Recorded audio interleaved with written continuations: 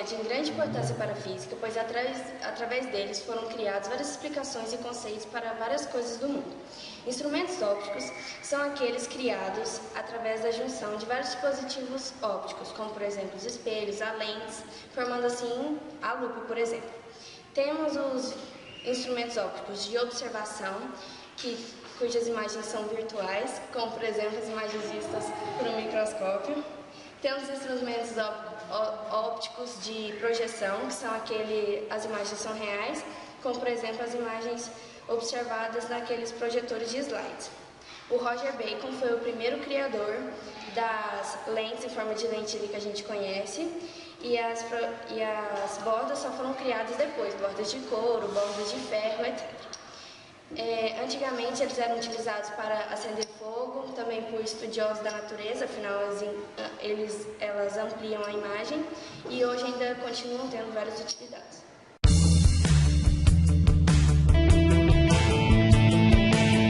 Sherlock Holmes é o personagem da ficção da literatura britânica, criado pelo médico e escritor Sir Arthur. Holmes é um investigador carismático e astuto do final do século XIX e início do século XX, que ficou famoso por utilizar na resolução dos seus mistérios o método científico e a lógica dedutiva, nunca esquecendo da sua lupa, que o fez desvendar grandes mistérios.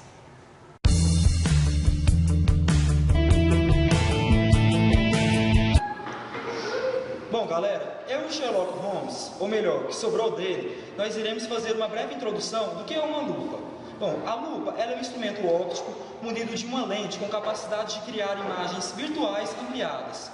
Ela é utilizada para observar com mais detalhes pequenos objetos ou superfícies. Esta também pode ser denominada de microscópio simples. Ela é constituída de uma única lente esférica convergente. Quanto maior for o aumento desejado, menor deve ser sua distância focal. A lente só se comportará como lupa quando o objeto estiver colocado em uma distância inferior à sua distância focal.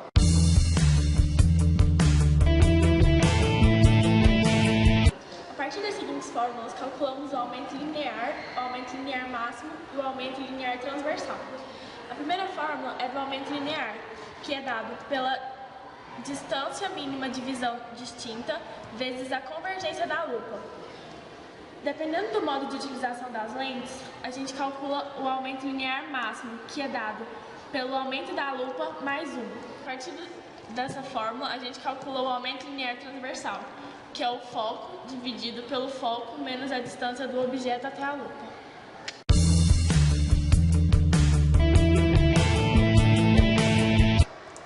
As lupas funcionam devido à luz que as atravessa. Mas, diferente do que muita gente pode imaginar, a luz atravessa os meios materiais com velocidades diferentes. Essa mudança de velocidade modifica o caminho que ela deveria seguir na ausência da lupa. Então, elas fazem com que os objetos aparentem parecer maiores. Um exemplo, a luz proveniente de algo, como por exemplo de uma mosca, viaja em linhas retas em todas as direções. Algumas dessas linhas alcançam a lupa. A velocidade da luz modifica-se um pouquinho ao atravessar a lente e ela passa a trilhar outro caminho. Os raios da luz desviam-se novamente ao saírem da lente e reencontrar o ar. Eles convergem para um lugar chamado de foco. Se você mover seus olhos aonde os raios se convergem, eles e seu cérebro irão seguir os raios da luz como se fossem em linhas retas, ou seja, como se os raios não se desviassem, e isso faz parecer que a imagem parece maior.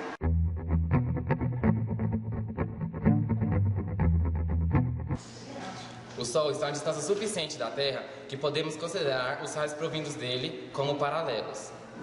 Assim, podemos dizer que os raios que chegam paralelamente ao plano da lupa se convergem a um único ponto e esse ponto é o foco. Assim veremos na primeira experiência.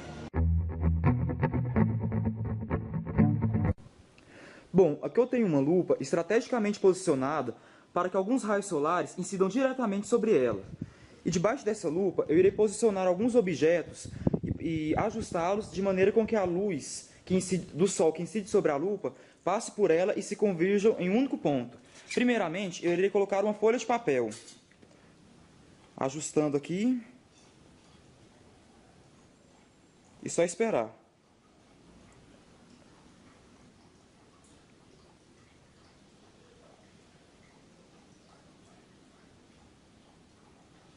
Como vocês podem ver, o papel está queimando.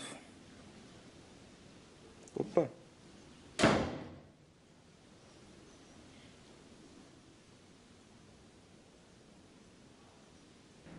Como vocês podem ver, aqui está o papel queimado.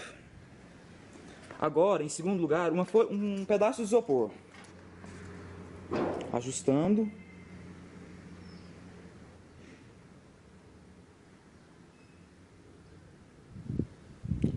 Como vocês podem perceber, já está fazendo um buraco no isopor.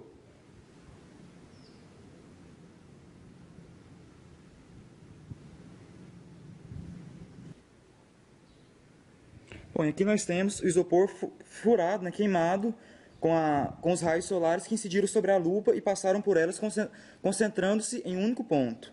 Agora, por último, vamos colocar alguns palitos de fósforo até que estes acendam.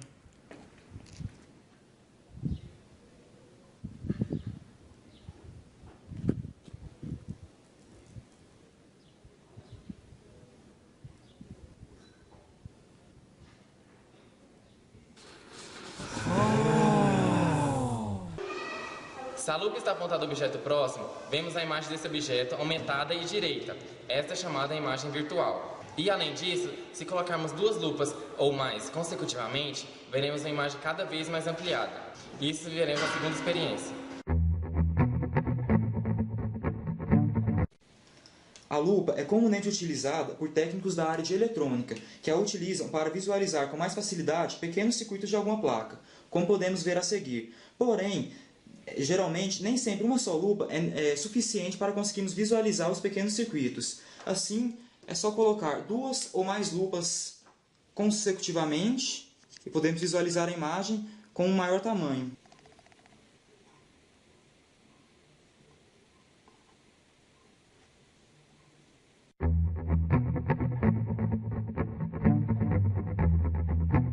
Chamamos lente esférica o sistema óptico constituído de três meios homogêneos e transparentes, sendo que as fronteiras entre cada par sejam duas superfícies esféricas e uma superfície plana, as quais chamamos face da lente, utilizadas em câmeras digitais comuns, sejam em lentes de óculos ou lupas, etc.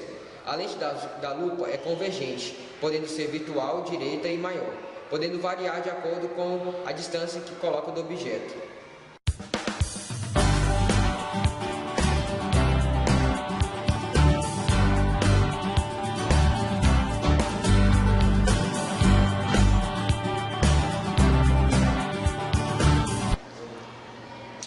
Prontinho.